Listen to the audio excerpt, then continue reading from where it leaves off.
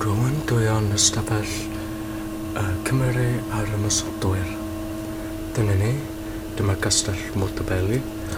Os yn gweld beth digwyddodd yn Aberlliniog, dyma ba oedd Montebello wedi edrych cynt.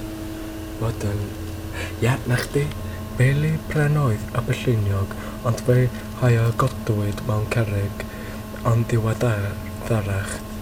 Tua 40 o eg, fe daeth a Sacsonaidd, Ringo a Jwtiaid, Unafiaid a Saeson yn llu o Ewrop gan gyfandiro sefydlu eu hunan yn a Drywan Brydain.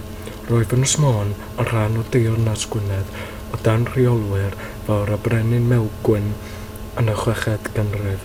Fe daeth Gwynedd i fod yn mwy af pwerus a tyriogaethau Cymreig. Fe sefydlwyd Llys Brenhino yn Aberfraw yn 870.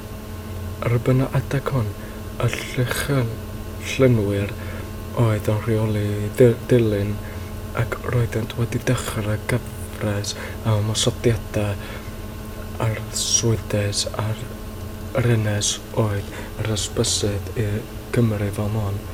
Roedd y llynwyr yno bob tebyg yn ei hadnabod fel Ongilse fe glydyd Gacharion yno i Iwerddon i o gwerthu Caidd Wysion. Dyma beth y faw Gruff y Fab Cynnan. Na chdi.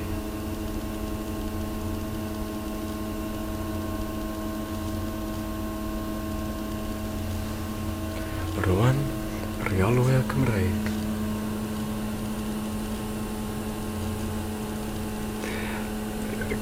Cerflun cerrig o Bennau o Aberfraw.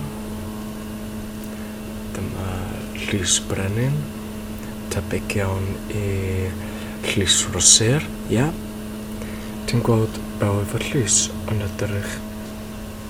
Dyma'r cerrig Llywelyn Fawr, wedyn, na chdi Siwan.